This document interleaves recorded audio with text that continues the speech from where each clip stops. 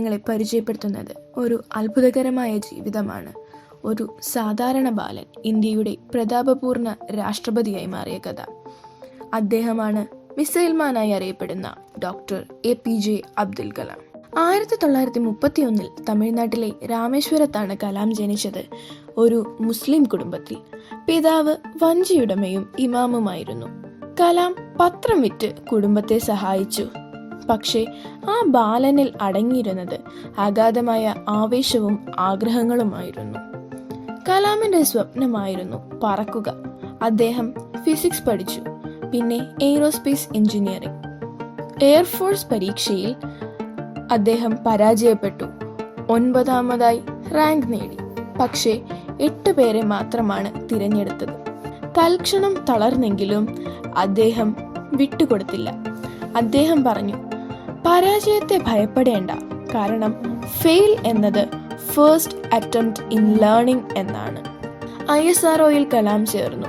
ഇന്ത്യയുടെ ആദ്യ സാറ്റലൈറ്റ് വെഹിക്കിളിന് പിന്നിൽ അദ്ദേഹമാണ്. DRDOയിൽ കൂടി പ്രവർത്തിച്ചു. പോഖ്റാൻ 2 എന്ന ആണവ പരീക്ഷണം വിജയകരമായി നയിച്ചു. 2002 ഇന്ത്യ അദ്ദേഹത്തെ 11ാമത്തെ രാഷ്ട്രപതിയാക്കി. ജനങ്ങളുടെ രാഷ്ട്രപതി എന്ന അംഗീകാരം നേടി. രാഷ്ട്രപതിയായിട്ടും അദ്ദേഹം ലളിതത്വത്തിൽ ജീവിച്ചു.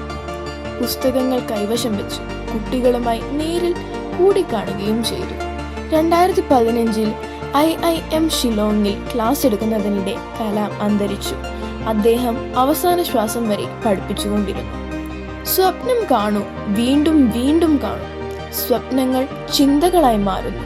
ചിന്തകൾ നിങ്ങളുടെ പ്രവൃത്തിയായി മാറുന്നു. ഒരു പത്രം വിൽക്കുന്ന ബാലൻ ഇന്ത്യയുടെ രാഷ്ട്രപതിയായി മാറിയ കഥയാണിത്. ഇത് അത്ഭുതത്തിന്റെ കഥയാണ്. നമ്മുടെ സ്വന്തം കലാമിന്റെ കഥ. കലാമിന് കഴിയുമെങ്കിൽ നമുക്കും കഴിയും. ആശയമുള്ളവരാകൂ, ആഗ്രഹങ്ങളോടെ സത്യസന്ധത ഉള്ളവരാകൂ. ഒരു സ്വപ്നവും ഒരു വഴിയും നിങ്ങൾക്ക് ഉണ്ടെങ്കിൽ നിങ്ങളെ കൊണ്ടും ഈ ലോകത്തെ മാറ്റാൻ സാധിക്കും.